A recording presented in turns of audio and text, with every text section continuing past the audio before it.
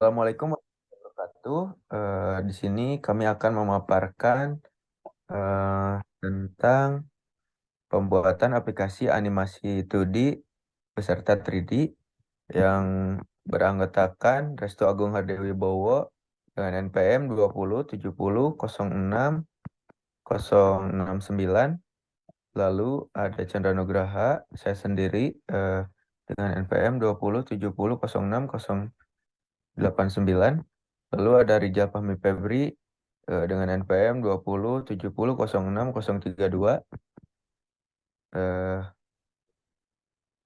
Sini kita masuk ke pendahuluan terlebih dahulu, yang mana ber- bertentangan tentang aplikasi animasi 2D dan 3D.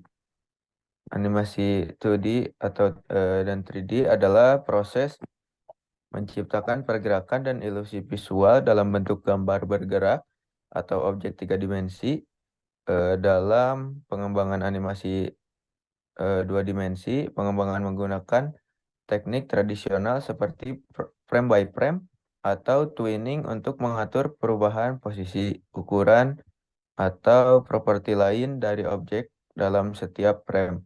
Sedangkan dalam animasi tiga dimensi, pengembang menggunakan model tiga dimensi yang kompleks dan mengimplementasikan teknik seperti rigging, keyframing, dan simulasi fisika untuk menciptakan pergerakan yang realistis.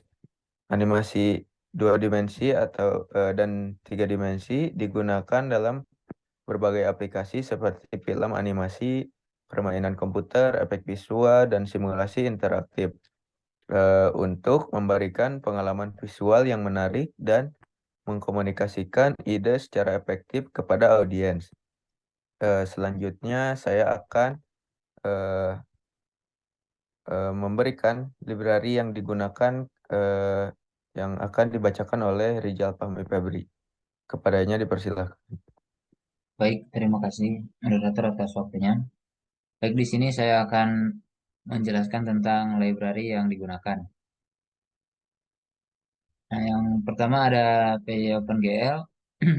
Library OpenGL pada Python adalah sebuah model Python yang menyediakan antarmuka untuk menggunakan OpenGL API.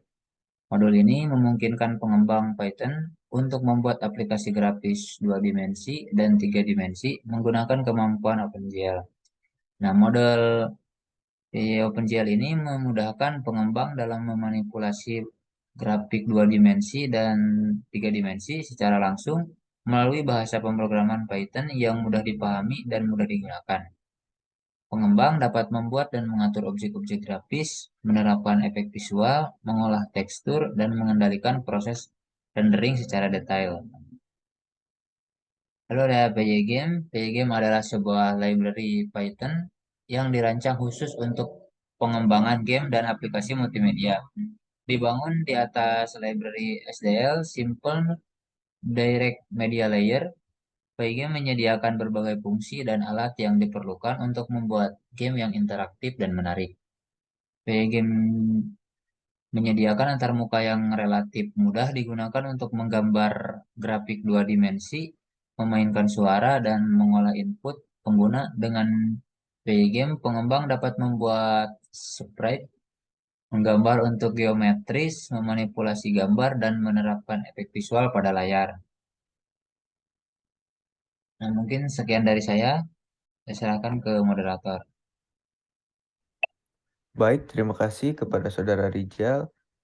Selanjutnya akan ada sesi demo aplikasi yang akan dilakukan oleh Saudara Restu Agung Hardewibowo. Kepadanya dipersilahkan.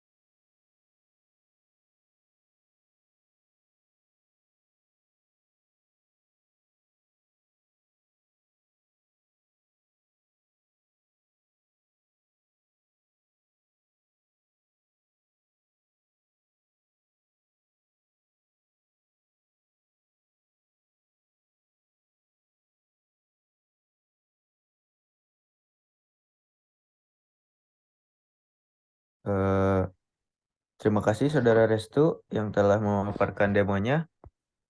Kita masuk ke kesimpulan. Dalam pembuatan animasi dua dimensi atau tiga dimensi menggunakan bahasa pemrograman Python dengan library Pygame, kita dapat mencapai hasil yang memuaskan.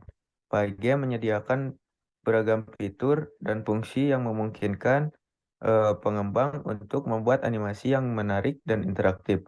Dengan menggunakan Pygame, kita dapat memuat gambar, mengatur pergerakan objek, menangani input pengguna, dan memberikan efek-efek khusus pada animasi.